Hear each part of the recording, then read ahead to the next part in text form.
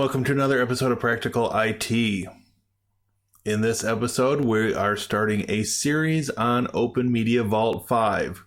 In this first episode, we're going to be doing a base install on a single hard drive, and we will add additional hard drives to the VM after we've done that initial install.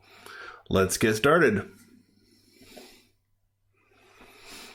All right, so here we are at VirtualBox, and we will go ahead and start up our VM and work on getting this installed. So go ahead and install English, US, American English. Everything's looking good so far. All right, we are going to call this OMV5. .local is fine.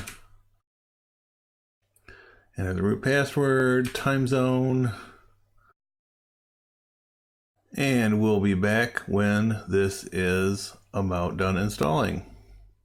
And we are just about through with the installation process. And we can get the fun started for the evening, or whatever part of the day it might be for you. Okay, Debian archive mirror country United States, and we'll accept the default. No proxy. It's going to retrieve a few files.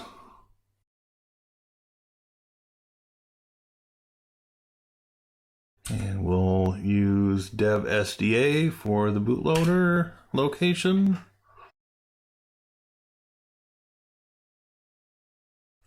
Installation is complete. Continue.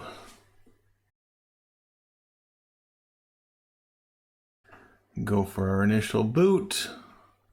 All right, so here we are after our first boot. We can see that our IP address is 172.16.74.244, and so we will enlist the help of Safari tonight. 172.16.74.244, and we should be presented with our login screen for OpenMediaVault. Default login is username admin, password OpenMediaVault.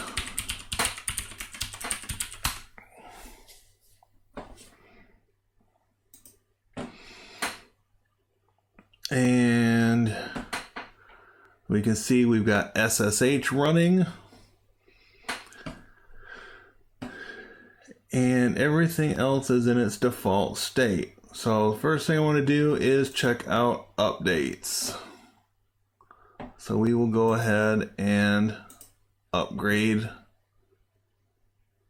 the packages that have updates available, and we'll be back when this is done. Okay, so we've finished our first set of updates, and we'll reload the page. All right, so we'll check updates one more time. And it looks like we're in the clear there. There are plenty of plugins. Not quite the variety that we've seen in previous versions of OMV, but this is still only a month out from the initial release. So I'm sure there will be ports of the plugins to work with OMV 5. So at this point, we are going to shut it down.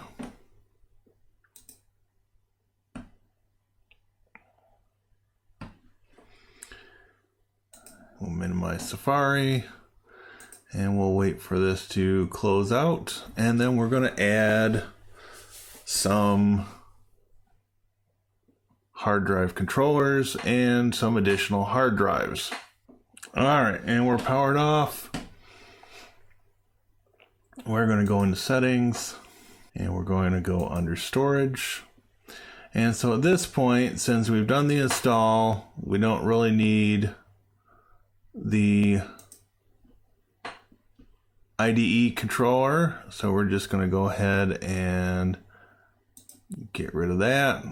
Okay, now we're going to have some fun. We're going to add a SCSI controller. And we're going to add disks to the SCSI controller. We've got our choice of LSI logic or bus logic. And so I'm going to go through and add these, and we'll be back when I'm done with this. All right, so now we've got 6 SCSI disks attached. We are going to also add a SAS controller, and we'll add some disks to that. So LSI logic SAS is the only option we've got. I will add some SAS disks, and we'll be back momentarily. Okay, so now we've got our 6 SAS disks added in addition to our 6 SCSI disks. And just for good measure, we're going to go back into OpenMediaVault one more time and make sure our disks are showing up the way we intended.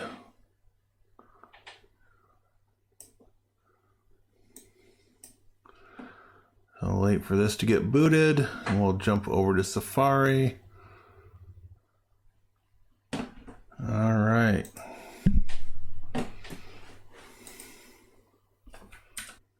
There we go.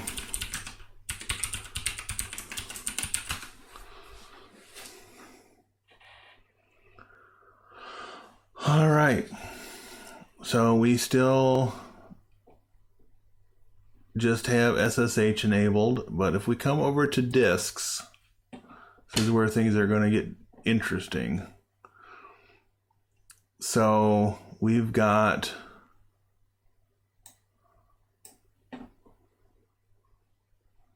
our 20 gig boot drive, and we've got 1, 2, 3, 4, 5, 6 drives that are on the SCSI, and 1, 2, 3, 4, 5, 6, 7.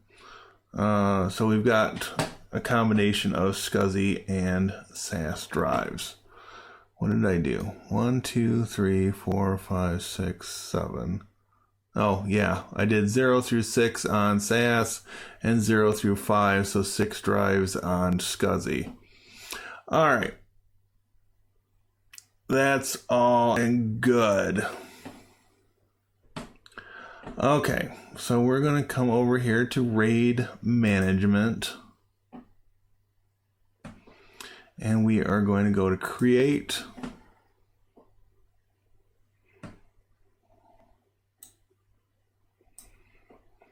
And this is where things are going to get a little interesting. Okay, so these are all 8 gigabyte drives. And we've got, again, we've got 1, 2, 3, 4, 5, 6 on the SCSI controller and 7 on the SAS controller. So the first thing we're going to do is we're going to take 2 drives, so 16 gigs, and we're going to call this JBOD1. And okay, under RAID management, we are going to start off, we'll say create.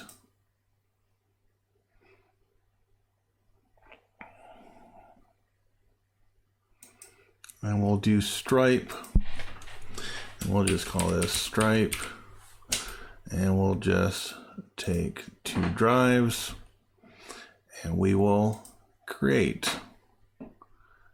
Say yes, okay, and then apply up here at the top. Yes. It'll apply changes. All right, so we have our first drive created. And so before we get too far ahead of ourselves, we're going to jump over here to File Systems.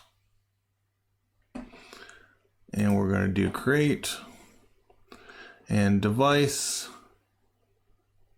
we are going to select Software RAID OMV5 Stripe.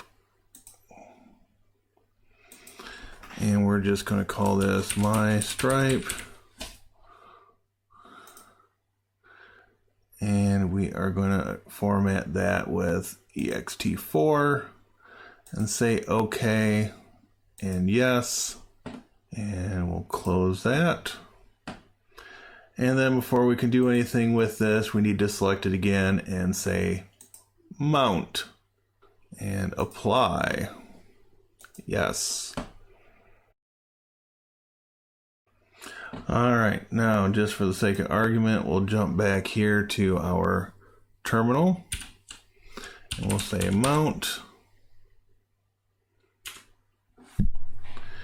And we can see down here at the bottom, dev md0 is mounted on /srv/dev-disk-bylabel-mystripe type ext4. Now, we're just going to repeat the process. We're going to use other types of RAID besides Stripe just to have a variety of things on here because this is still pretty new, so we want to test it out. We might do a RAID 5 and we'll select 4 disks, my RAID 5. Create, yes,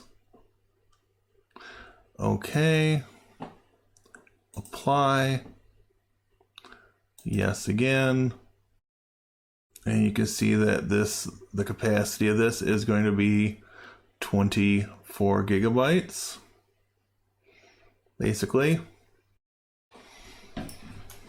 All right, so our RAID 5 is done, and we can go over here to File Systems, and again we do Create, select from the list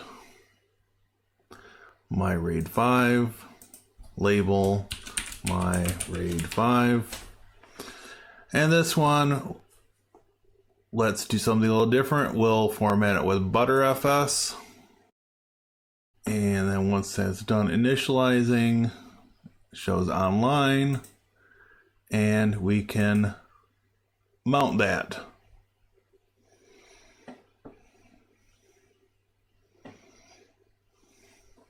And apply. Yes. Now we have some more disks to play with. Go back to Create. And what do we have? 1, 2, 3, 4, 5, 6, 7 disks left. So we are going to take all those and we're just going to drop them into a RAID 10.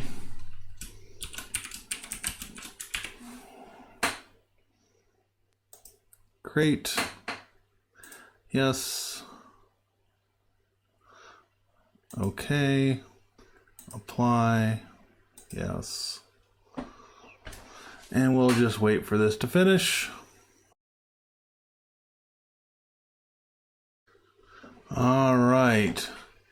And that has completed. So we're going to come back over to File Systems. And we're going to say Create. And we'll select our final device. my RAID 10. And we're just going to go ahead and name it very creatively, my RAID 10.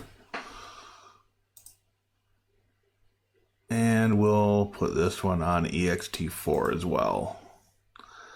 Say OK, yes to format, close, and then once it's done initializing, we will get this mounted and we will wrap up this first video.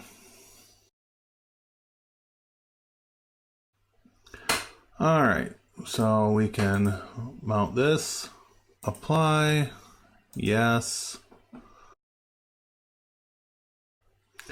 All right, so we have our 4 file systems mounted. And this is where we're going to wrap up this first video.